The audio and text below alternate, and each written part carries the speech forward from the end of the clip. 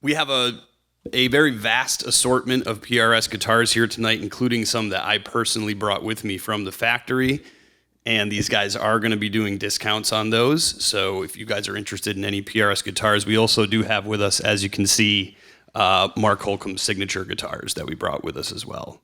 So anyways, without further ado, Mark Holcomb. How you guys doing? Fantastic. Awesome. I'm tired. I flew from Austin this morning, Austin, Texas, and I had kind of early morning, and for musicians, anything before noon's kind of an early morning. No, not really. I woke up at like 5 in the morning, and we just finished about a 4-week U.S. tour. We finished about three days ago. So yeah, it's been a bit of a busy time for us. Who's seen Periphery live before? Who's seen us play? Awesome. Yeah, we played here a lot of times down in the Ritz, I think, down in Ybor. It's always a fun show down there. But this is the first time I've ever done a clinic here in Tampa, I believe. And I guess before I dive into things, could we thank Replay Guitar Exchange for having me real quick?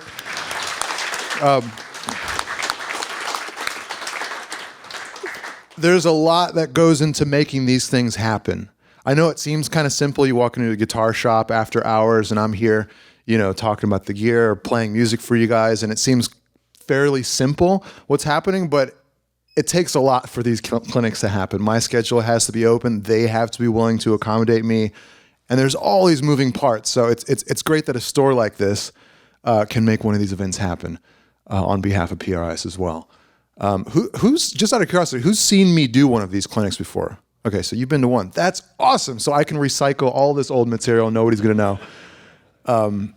No, it's cool because I guess the main question I get from people online when I announce these clinics, when I say, hey, what's up, Missouri? I'm doing a clinic inside of you tonight.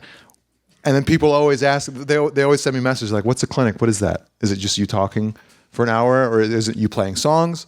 And I always say it's a little bit of both. But more importantly, and if you've seen us live before, it's us directing music at you. It's us playing music at you for about 60, 70 minutes. It's a one-dimensional exchange, and it's a lot of fun, right? Don't get me wrong. But it's one-dimensional. It goes one way. It's us playing music really loudly at you for an hour. This is me playing songs, obviously, me talking about the gear, me talking about the pedals, the pickups, the guitars, the amp that I'm using, everything. Lately I've been talking a lot about the music industry. Oddly enough, we started our own record label last year called 3 Dot Recordings, and a lot of people come to these clinics with a lot of questions to ask about the impetus, the motive behind starting our own record label. How do I get my band off the ground? At these clinics, I always notice there's a lot of people in bands, and they want to pick my brain on this stuff. So I'm always really stoked to talk about that. But most importantly, it allows for a two-way communication.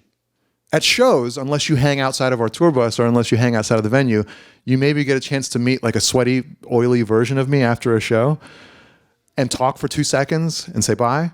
But this is very different because I'm in town for one reason. I'm in no hurry to get out of this store tonight. So as soon as I finish up, I'm gonna do this for maybe like an hour. And then after that, I have nowhere to go except to my hotel to sleep for a couple hours and get on another plane. But I'm here. So if you guys have any questions whatsoever, I always have the most fun when people are inquisitive and they have stuff to ask. So don't be shy. I'm here for any reason. If you've ever written me online on Instagram, Twitter, Facebook, whatever, you probably know I don't respond. Sorry. But this is what I save it all for. These types of events. Does that make sense to you guys? Cool. So I'm here for you guys. And before I get into specifics, I guess I brought a couple things that I originally wasn't going to bring. As you can see, Replay Guitar Exchange has a bunch of my signature models here. So I figured why bring my own? But then as I was packing up, I was like, I'm going to bring my own just to show you guys. And for a couple reasons. All right. So yesterday we announced this. This is news that I've kept really poorly under wraps for about 6 months. This prototype, Yeah, I guess it's a prototype. Yeah, this prototype was sent to me about half a year ago, maybe no, like 8 months ago, and it's a 7-string version of my SE model that we announced yesterday. It was public, and I brought it for the sole reason of letting you guys get your hands on it. So after I'm done playing songs for you guys, after I'm done talking, I'm gonna leave this stuff set up, and I want whoever's interested to come up and try it out because nobody's played this. I'm the only person that's ever played this on stage, and I've taken it out on 3 tours now this year, and I really want you guys to try it out. It's the 7-string version of my signature SE model, and it's a beast. And I want whoever is interested to put their hands on it. I also brought the 6-string SE model that I tour with, and I brought this for a very specific reason.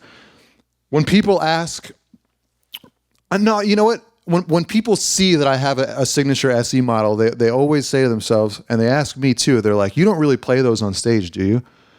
And I say, well, why wouldn't I play it on stage? And they say, because it's a sub $1,000 guitar. Why would you play it on stage? Why would you tour the world with a guitar that's, that price? But I brought it to show you the difference between what I play and what you'd find on a store wall. I make 2 adjustments. So this is the exact guitar that you'd find on a wall, except for really 2 main things. One is mainly aesthetic. It's these hip shot knobs. I changed the knobs out just because I like the way they feel. I like the way they look. They're nice and stealthy. They just feel kind of soft and comfortable on my fingers. And locking tuners, because I run into my bandmates a lot on stage. And it's just nice to have an extra layer of stability when it comes to tuning. There's nothing worse than being out of tune live. Those of you who are in bands, those of you who play shows know what I'm talking about. So I just like to have an extra layer of security when it comes to tuning live. But that's it. That's it. This happened a couple years ago. We flew to Frankfurt, Germany to start a European tour. And it was Lufthansa. I wasn't going to mention the airline, but screw it. Lufthansa lost my guitars. Yeah, they lost a 6 and a 7. The 7 was a private stock. I got it back, but still, it was like a heart attack. Like, holy shit! Can I say shit? Okay. There are children here. But they lost my guitars, and I was in freak out mode. I was in panic mode because I had a show that night. And I went to a store in Frankfurt, and they happened to have my exact SE model. And I said, hi, I'm that guy on the guitar. Like, that's my name. Can I have that? No, I didn't say, can I have that? I just explained the situation. I was like, hey, is it okay if I have my guitar just for tonight? Can I borrow it? And then bring it back in the morning? And they were kind enough to let me just take it off the wall. And that's what I played that night. I played my own 6-string off of a store wall, and I returned it the next morning. So it's examples like that's kind of like at the crux of why I play what I play. Like I'm not in the business of saying that I play one thing and then turn around and go play another thing. That to me is the most disingenuous thing you can do if you put your name on something. And that's not what I'm about. And I love PRS because that's not what they're about either. So anyways, I brought those 2 guitars for you guys to be able to try them out. And when I'm done with this, I want you to do so. Yeah, and I guess, okay. So before I start playing music, I'm playing a PRS Archon. Has anybody played one of these amps before? No? You have. It's actually his Archon, yeah. Thank you for letting me borrow this, man. Yeah, I'll show you what it sounds like. The first time that PRS told me they were working on a high gain amp, I almost did a double take. Because I was like, you guys are doing a metal amp? Because I don't know about you guys, but when I was growing up, PRS had this like really prestigious reputation. Like the dragon inlay guitar, When I grew up, when I was a teenager, I would always look at the top of the rows in music stores, or the top of the walls, and see all these, like, to me, at the time, unattainably like expensive PRSs.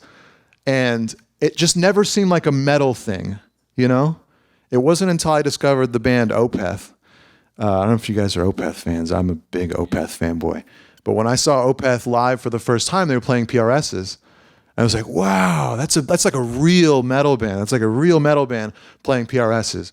And that's what flipped it for me. To see other people, bands who I admire playing it, playing the guitars, that's what flipped it upside down for me. And then when I heard that PRS was working on a high gain amp, the Archon, I think, 5-6 years ago, I tried it out. Here, I'll show you what it sounds like.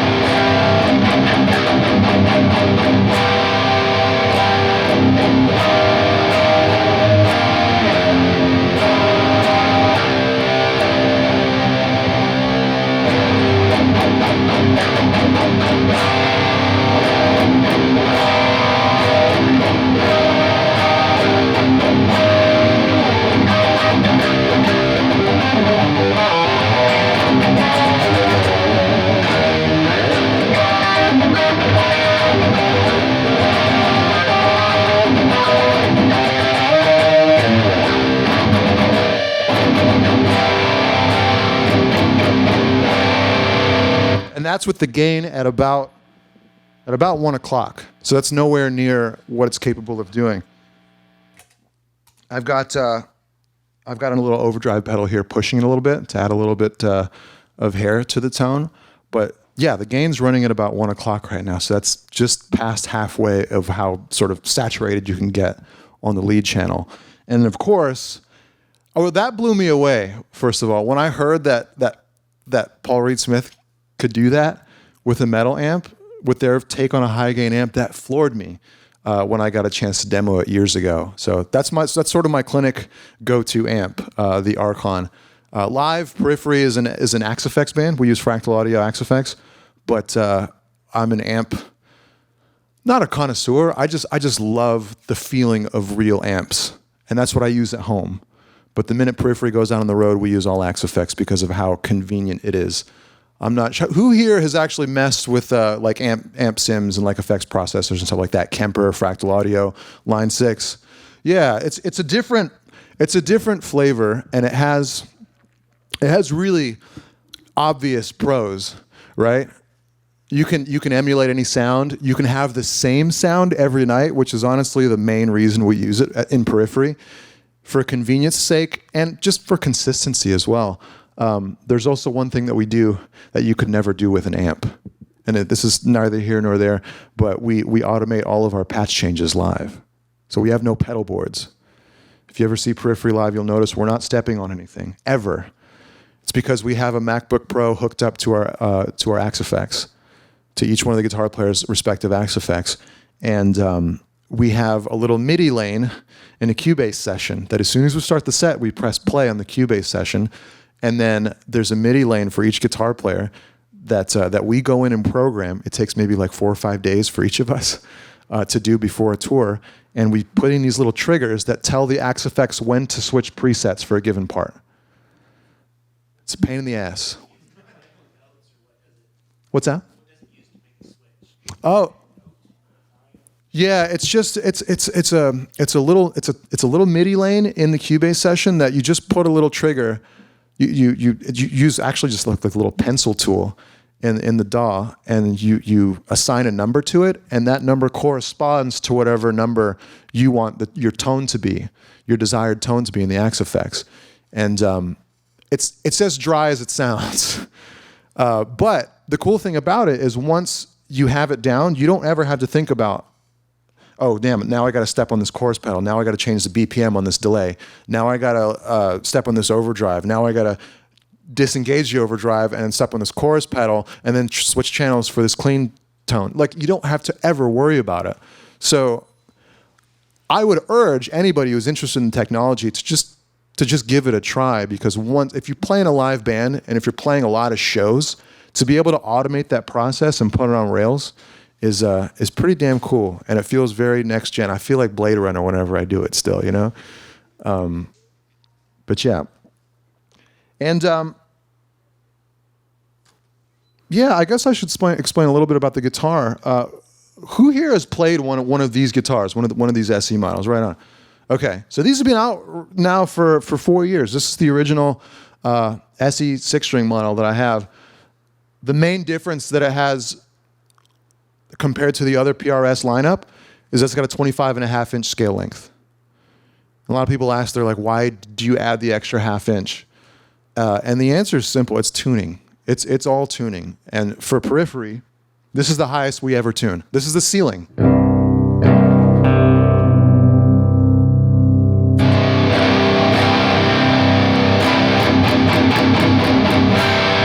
That's the highest. That's drop C. And the lowest we go is drop G. I'll show you that in a second. But yeah, if you try, and trust me, I've done this for years. I've been tuning low now since maybe 2001. Trying out lower tunings. I was a big Pantera fan, and they always mess. Dimebag always messed with these low tunings on the Great Southern Trendkill. Actually, he had this. I think he used drop G as well. But I got into these low tunings, and I started to realize that you can't pull it off with a short scale, right? Like you can't pull off drop A with a 24 3/4 inch scale length. And a lot of people think that that inches and centimeters don't matter, but when you start talking about string tension, your tuning, your string gauge, and your scale length, all those things tie together. And there's a reason. There's a really good reason that people play in standard tuning. It's because it's simple and it's easy. Because everything is designed for standard tuning. A scale length is designed for standard tuning. You pick up any Fender, PRS, Gibson. It's all designed for standard tuning, more or less. And most string gauges are designed for standard tuning. So if you're going to experiment with low tunings, whether you play a 7-string, whether you tune down to C or B, you're going to have to start mixing and matching. You can't just take a Strat and tune down to drop C. You have to start taking into consideration your scale length, your string gauges, and all this stuff. So I've been working at this for a long time, 18 years now, trying to get all these elements right. And this is what works for me. 25.5-inch scale length, 11-56 string gauge, and then that's it. And then I found that I can tune down. So this is drop C, but I could also tune down.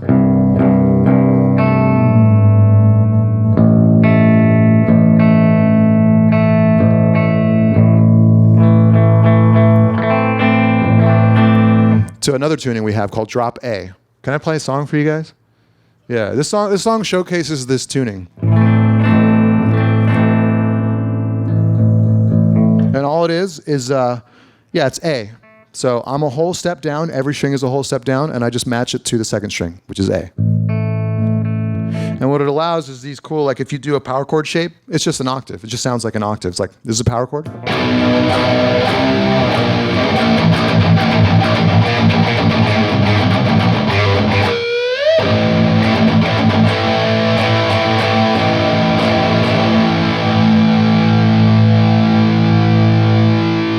And it doesn't seem that interesting just taking a power chord shape and playing octaves, but it allows for some really cool sort of different sounding chords that would be really hard to pull off if you weren't playing in this tuning.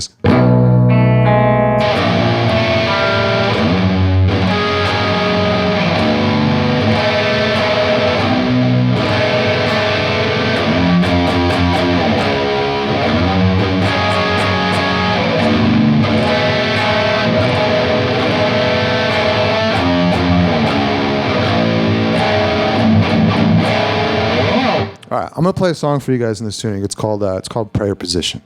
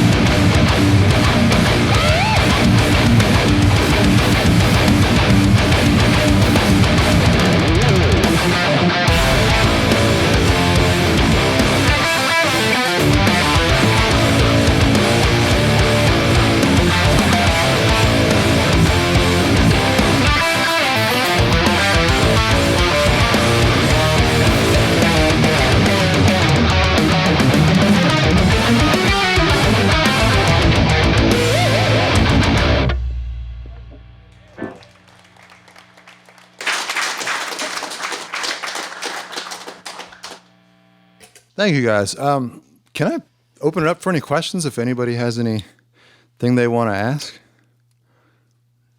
Yeah, I see two hands going. I'll take you back there, yeah. Do you put locking tuners on that signature model or no?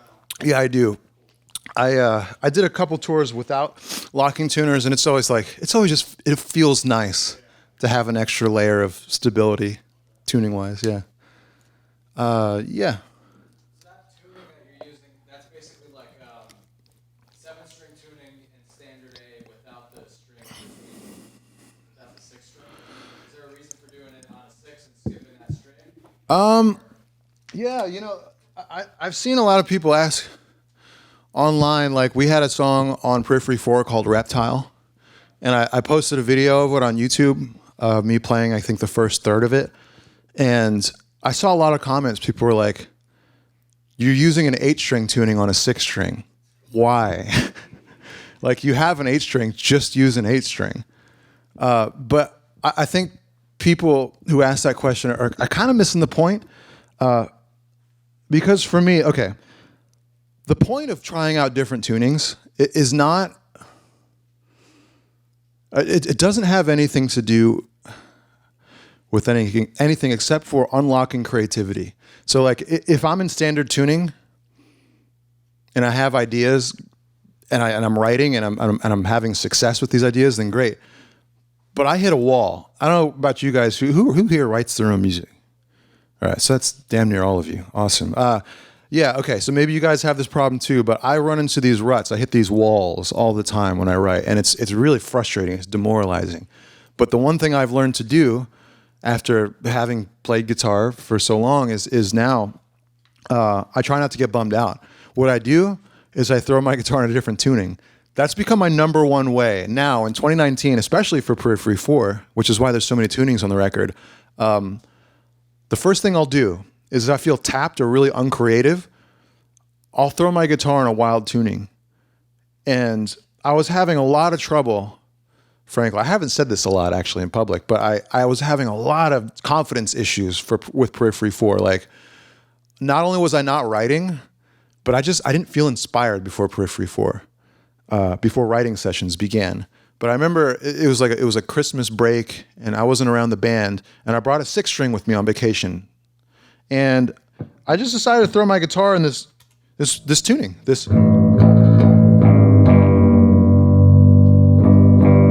I just decided to match the 6th string to the 5th string.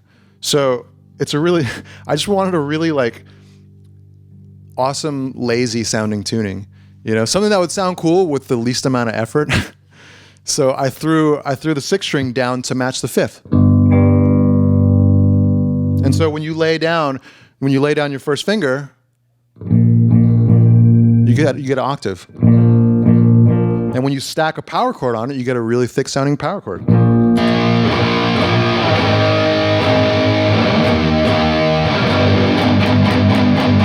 And then when you start to play an A minor chord, and any chord based around A,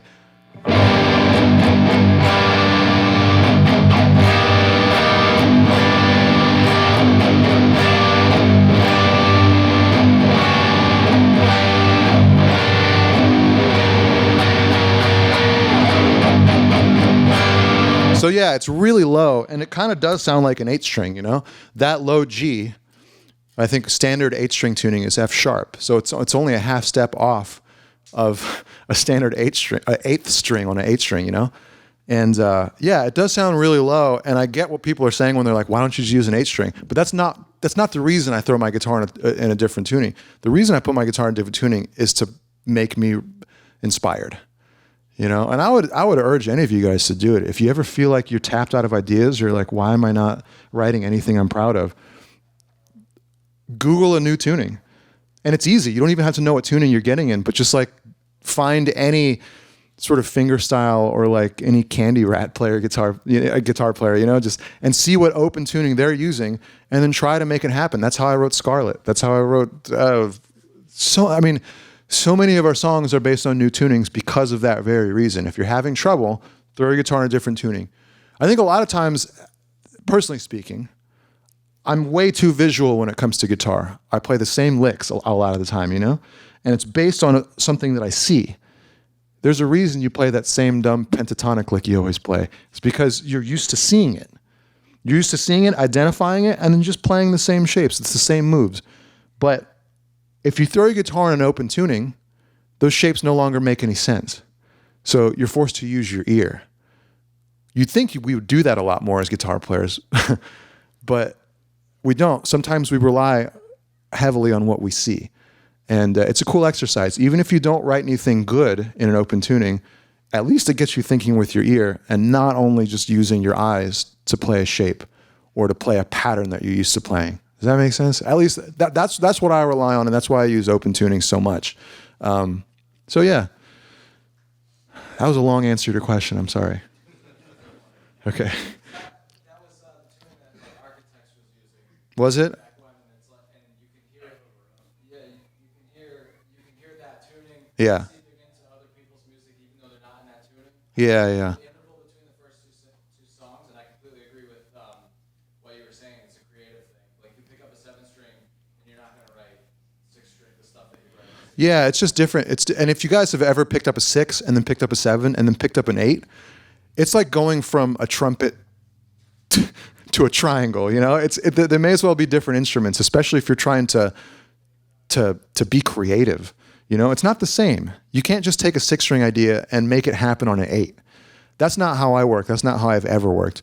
But yeah, I didn't know that Architects did that. Actually, the first time I ever heard anybody do that, well, there's two bands. There was the band Sixth, if you guys know that band from the UK. But yeah, and then there's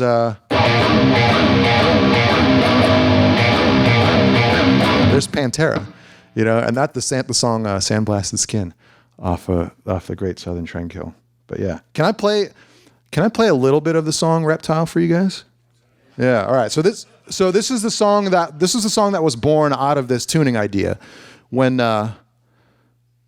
know what? Screw it. I'm just gonna play the song first, and then I'll wax poetic about it. I'm not going to play the whole song, by the way. It's a 16-minute song. I don't want... We have another long song called Omega. It's a 12-minute long song, and I played the whole thing one time, and there was like people yawning, and I felt bad. So never again. All right, so here's a little bit of Reptile.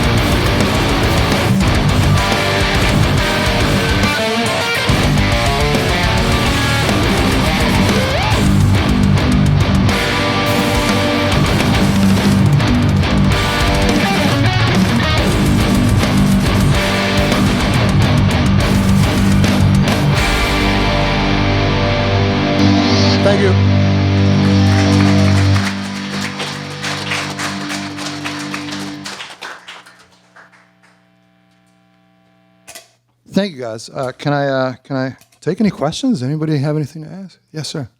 So, going back to the whole 7-string thing, I recently started playing a 7-string. I just wanted to get some deeper, crunchier stuff. Mm-hmm. But the problem I'm running into is that it feels like a totally different animal almost. Like, my brain knows it's a guitar, but my hands are like, I don't know what to do. So, like, what's a good way to get into playing a 7? Because it feels like a totally different world. It's the same thing as, so if he's asking how do I sort of fully get into a 7 if you've never picked one up before. It's the same as getting into a 6. Just spend a lot of time with it. But I would say, and it sounds like you're kind of already onto it, but treat it like a completely different instrument, you know? Adding a string sounds kind of not that much of a big deal, you know? But yeah, and especially if you're playing rhythm and you're trying to write, it changes everything. It changes the way you look at a neck. It changes, especially if you're playing with drop tunings or you're playing in standard tunings. You can change things up quite a bit, going from a 6 to a 7. But you're just spending time with it. You just spend time with the 7 and try not to treat it like a 6. I would say that because the neck shape throws you off. I don't know how big your hands are. Not that big. Yeah. But going from a 6 to a 7, and then if you guys have ever played an 8. That's just a different, that's a different level. You can't really treat it like the same instrument. So I would say just give it time. You can't expect to pick up a 7 and then feel like you're fully capable of doing whatever you want on it. It's just like picking up a 6. It's just give it a lot of time and a lot of practice and spend time with it. So, yeah. Yeah, you got a question back there? You said that you guys started your own label. Yeah. So can you talk a little bit about that and why you did that? Money? No, I'm just kidding. No, not money, actually. Money is not even the reason that we did that because, I mean, I don't really even hear people talk about record labels anymore. I'm 30, I'm going to be 37 soon, and I grew up in an era where the goal was to get signed. Like in the 90s, that's when I was messing around with different bands, and the goal was always like, oh, we got to get our demo heard by a label, and we would send in our CDs. And I think I even sent in cassette tapes at a certain point to get our music heard by a label. Because once you got a record deal, at least classically speaking, that was your ticket, your meal ticket. And I don't know when it changed. Somewhere around, at least for me personally, the MySpace era, when you started to be able to give your music away for free and have it actually do really good things for you. That's the only reason Periphery is a successful band, because of those days. Periphery got its start on MySpace when we would give our music away for nothing. And that's how we built a fan base. We didn't make people buy our music. We just put it out there for free, and we hoped to generate a fan base. We did, luckily, and then people came out to the shows. And then that's when Sumerian Records, our previous record label, that's how they contacted us. That's how we popped up on their radar, is because they found out that we had a buzz, a local and global buzz, but it was organic. It was something that we built ourselves. So for anybody who's in a band that's up and coming and trying to break, I see a lot of people still sending in their demos to labels, spamming demos and spamming managers, spamming labels, and venues with their demos. But I would say take the opposite approach, because that's not how you get on someone's radar. The way you get on someone's radar on a label, whether it's a manager or label or booking agent or whatever, is you got to generate your own buzz. Show people that you're willing to do the work yourself. And then that's when people come to you. That's what we did with Periphery in the early days. And, going back to your question, why we started our own label, that was merely a passion project idea. We were done at Sumerian. Our contract was up, and they were really good to us over the term. But there was always something that we wanted to do. We're big on discovering new talent in Periphery, and whenever we find out about a new band or whenever we get behind a band that we'd never heard before, we really, really get behind that band. That's all we listen to. We talk about. We want to help them out. We bring them on tour. We post on social media about it. We really push it. Not because we're trying to make a dime off of it, but because we genuinely care about it, because we're dorks. We're music dorks, right? At the end of the day, we are happy discovering new music, and it makes us excited to make more music. So it's cyclical. The idea for 3 Dot came as an extension of that culture within Periphery. It's like, how do we take this even further? Do we sign with a new label? Or do we maybe one day start our own? And then conversations started maybe 4 or 5 years ago about starting our own label one day. And we were scared about it. We were scared of trying it out because we were like, well, what if nobody cares? And what if nobody buys the record because there's no label pushing it? But as the climate of the music industry changed, as labels started to become sort of less important and less sort of domineering in the market, we started to be less intimidated. You know, we were like, well, if we don't make money off of a record label, it's fine. The goal is not to make money. The goal is to push and curate a label that's filled with artists that we genuinely love and we support. So that's the goal with 3 Dot. It's not to make money off of anybody. It's to really push, and it's to really help out artists that we, pardon my French, give a shit about, you know? And when we give a shit, we really, really give a shit. So yeah, there's big things coming with 3 Dot in the future. You'll see. Do you fund them too when they go on tour with you, or on their own tours? Do you fund those tours? That all just depends on the band. Every deal is different, and that goes for every other record label on the planet too. It's like when we signed with Sumerian, we got a deal that was very specific to what was negotiated, and we spent a lot of time negotiating that. And you'll see a lot of younger bands just accept whatever boilerplate deal is thrown in front of them. But yeah, it really just depends on the band. So yeah, remains to be seen. It's still a very new thing, but you will be seeing more artists that we sign on that label, and you'll see every Periphery release on the label. You'll see every side project. So Haunted Shores, whatever Bulb release comes out, Spencer and Jake's side project, Spencer and Matt have a side project. So everything that we do when we're not doing Periphery is gonna see 3 Dot release it. So yeah, I hope that answers your question. Yeah, can I take one more before I move on? Yeah. If you don't mind me asking, when you're in drop C, could you explain what kind of chord shapes or chord placements you're doing? Yeah, sure. Let me get out of this stupid low tuning. So, go from drop G. All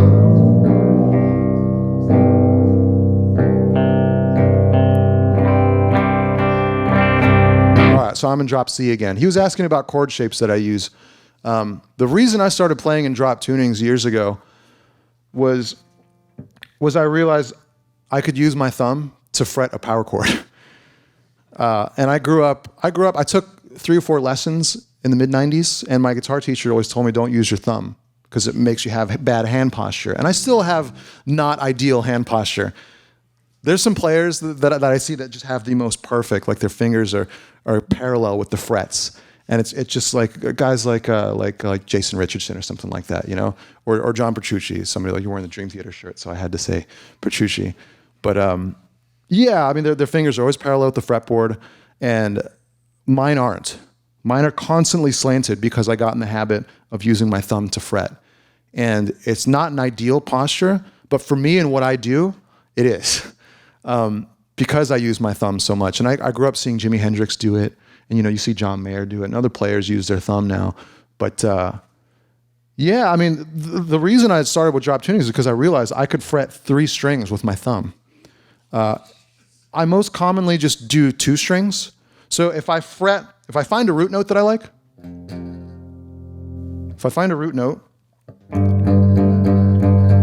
I fret it with my thumb, and then I can use the rest of my 4 fingers to flesh out a big dramatic chord, as opposed to just hitting a power chord and calling it a day. Instead, I can use these 4 fingers to now build whatever chord that I want. And I should mention first, I'm not a theory guy. I don't know theory, like at all. I barely know how to tune a guitar, but I never learned theory. Like I know the names of strings and whatnot. If someone says play an A flat, I can play an A flat, but I was never taught that kind of stuff. So I'm 98% taught by ear, teaching myself. And for me, it was always about finding specific notes in a chord. When I go about building a chord, I'll find relationships that I like. So if I want a 3-note chord, I'll find 3 notes that sound good to me. Once I have those 3 notes, I'll find a 4th that I like.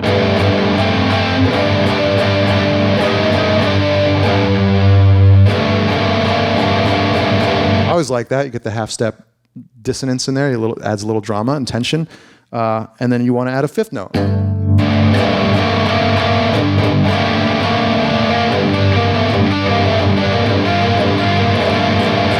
So that's 5 notes, all figured out by ear. And you want to add a 6th.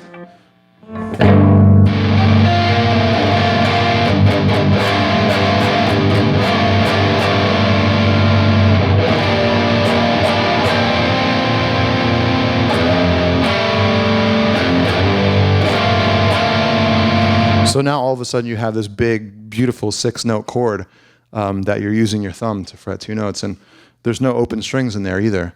So you're using every single one of your fingers to get this really big, complex chord. So that's behind, like if you see us do a lot of really messed up looking chord shapes, it's because all 3 of us have that in common. None of us know music theory. Me, Jake, and Misha, none of us know theory. Therefore, we don't use it to accomplish what we do. I'm not saying it's the best way to go, but that's just our background as musicians. And yeah, that's when you see us do a lot of these wild shapes, it's all figured out kind of in that same way. Just use your ear to find out chords that work in whatever situation you want. I actually have an interesting example of that. Can I play one more song real quick? Yeah, there's a song called Omega. I'll play like the first third of it, I think. But it's funny you asked that question because there's a part in there that sounds really messed up, and people always remark, actually, keep an eye open because you'll see a couple really jacked up looking chords in there. So yeah, this is a little bit of a song called Omega.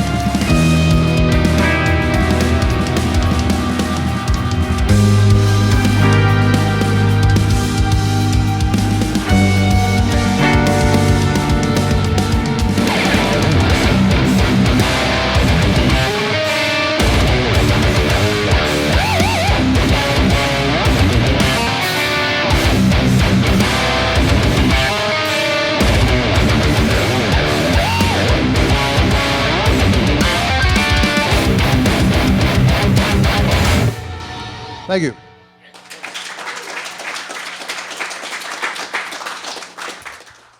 Could you guys see what I was talking about? There's that section in there with the clean section with the where I'm kind of flipping you off. That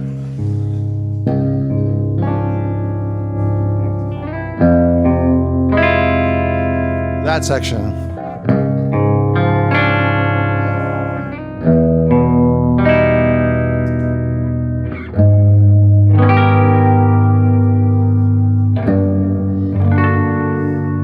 The whole purpose of that part, so like we were stuck and we were like, we need some melody, because everything up to that point is just chugging. It's just mayhem. It's blast beats and double kicks and it's trem picking, and just like we needed melody. But then every melodic idea we would insert in that moment, it would just sound like this really dramatic shift. It was too melodic, you know. It sounded really it just sounded forced, you know. Pigeonhole is in the word. Anyways, it's forced. It didn't sound good. So we were like, let's write something melodic but like messed up sounding, you know. So the idea was for it to add melody, but to have this really dissonant, unsettling, unnerving melody. So we would just find the most dissonant notes.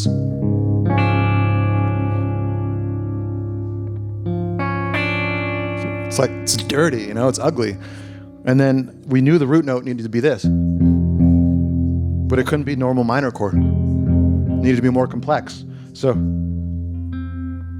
sorry. That. Yeah. And that was figured out note by note, the same exact way I just told you guys how I came up with that other chord. Same exact approach. Just find your root note.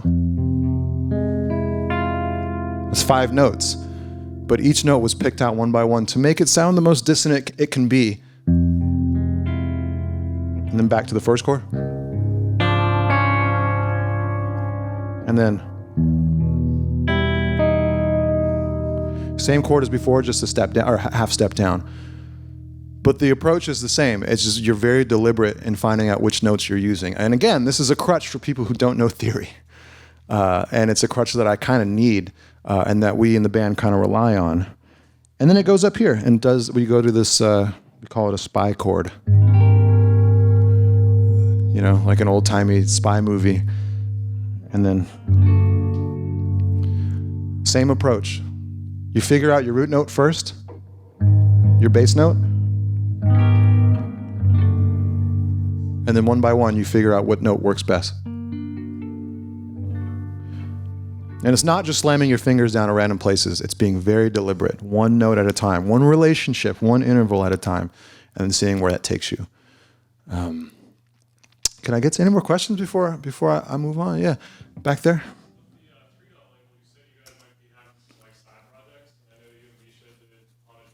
Yeah.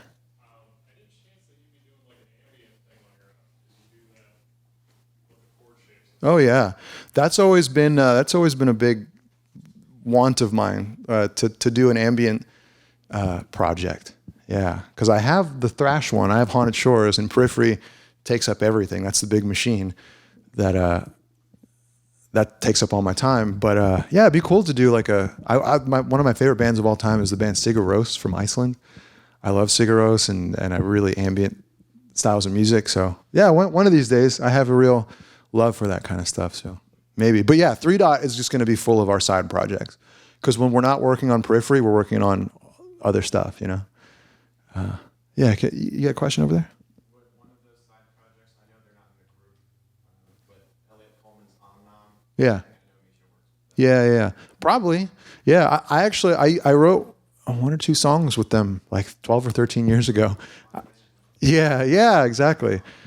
Yeah, that'll probably be on there. Again, like the way Periphery works is we get restless when we don't work on anything, you know? And when we have side projects, the only place they're going to go is 3 Dot. So that's why I say you're just going to see a lot coming from the label in the very near future. Electronic stuff, ambient stuff, and of course, really oppressive, heavy stuff as well. Yeah. I saw another hand go up. I swear to God, I saw one. There you go. Yeah. It's a lot of fun. Yeah. A lot of people think it would be a case of a lot of us or a couple of us stepping on each other's toes, you know, because there's 3 guitar players in the band, and I guess we're the 3 main writers in the band. Misha, Jake, and myself. And the way it works is that, well, actually, I'll use Reptile as an example. So the song I played,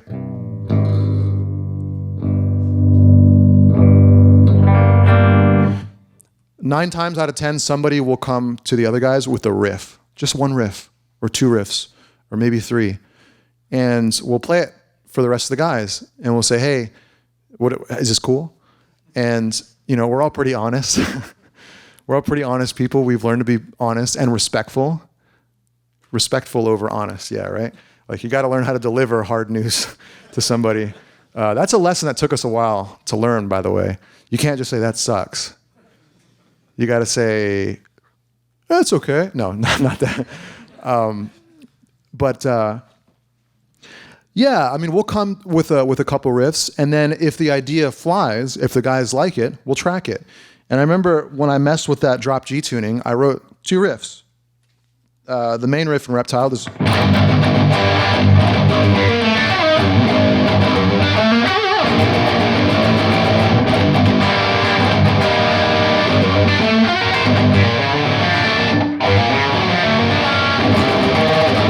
And then the second one.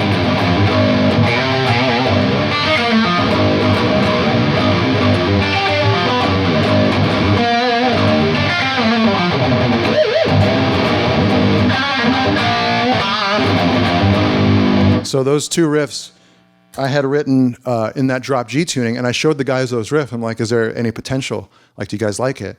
And they liked it. And that's what it takes for all of us to sort of get on board, is there has to be a consensus amongst us 3 in the writing room.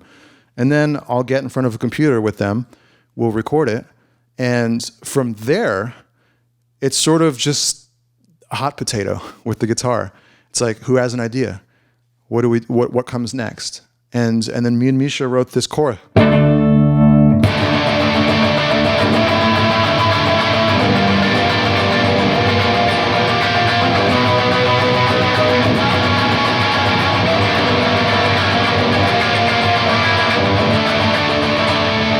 And then once we laid that down, it went to another natural place. It went back to...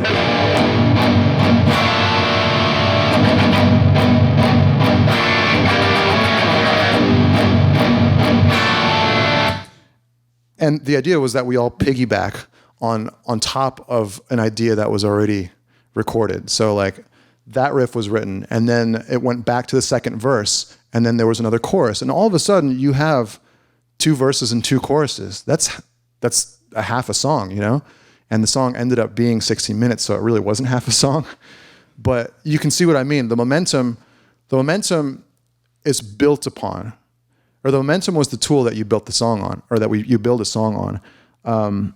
And that's kind of how most of our songs come together. It starts with one riff, one idea that we all can get behind and support. And then we ride that creative momentum. So yeah, and again, you got to learn how to keep your ego in check, And this is where I go back to learn how to deliver news respectfully and learn how to take feedback in a really mature way. And I still have problems with that. But I mean, we went through a lot of hard times. Juggernaut was a really hard record for us because it was the most we'd ever collaborated. And we were learning how to do that. We were learning how to get into a room and say, hey, this idea is not great. Can we go back to the drawing board on it without getting our feelings hurt, And it's tough, especially as an artist. And I know a lot of artists are weird. Like I'm freaking weird, Like I grew up shy and afraid to communicate with people. I prefer to just sit at home and play guitar as opposed to go out and socialize. I think as artists, we're prone to that, sitting at home and not doing much besides working on our craft. And that's cool, but what you lose out on is the ability to learn how to take news and deliver news, and to learn how to socialize gracefully. That's a big thing in a band, in the music industry, to learn how to be graceful in social situations. And I missed the boat. So I had to learn way late how to do that. But I believe that that's the number one way to succeed in a band, is learn how to communicate. Because there's a lot of really talented people out there, Like I was at a guitar store the other day, and I heard like 4 or 5 guitar players who could shred me under the table, talent is out there, dime a dozen. Everybody can play drums, everybody can play guitar well. There's so many good musicians out there, but not everybody can communicate well. Not everybody can be part of a unit, be part of a group, and coexist with others. So that's a big thing, man. It took me a long time to learn that. So sorry that's a long-winded answer. Okay. Can I play one more song for you guys? I got to get out of your guys' hair. I'm going to play one song, but after that, I'm hanging around. I'm going to say hi to each and every one of you if you want to hang out for a little bit and meet me. I'm also going to leave my stuff set up, like I said. So I'm going to turn the volume down so I don't, you guys don't blow anybody's ears out. But yeah, feel free to come up. Is that okay with you guys? Okay, I'll turn the volume down, like I said. I want you guys to play the guitars. Before I go, I'm going to play a 7-string song for you.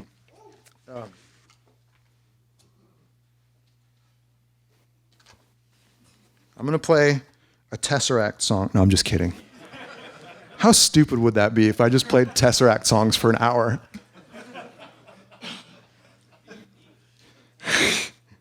You think they would be mad? They'd probably be really flattered. I don't know. Let's find out. Okay, this song's... No, I'm just kidding.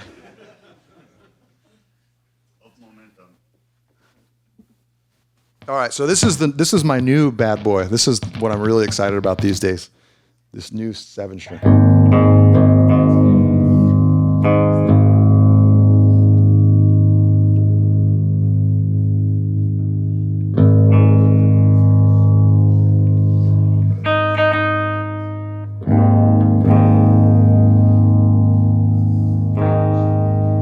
.26.5-inch scale length, so it's an inch longer than my 6-string. And again, because we tuned down to drop a flat on a 7.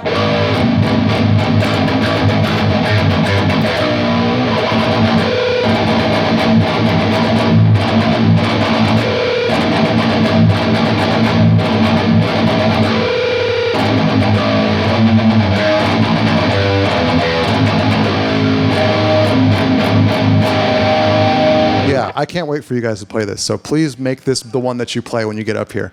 All right, this song is called Make Total Destroy. Before I go, thank you, PRS. Thank you, Replay Guitar Exchange, for having me. Thank you guys so much. Thank you.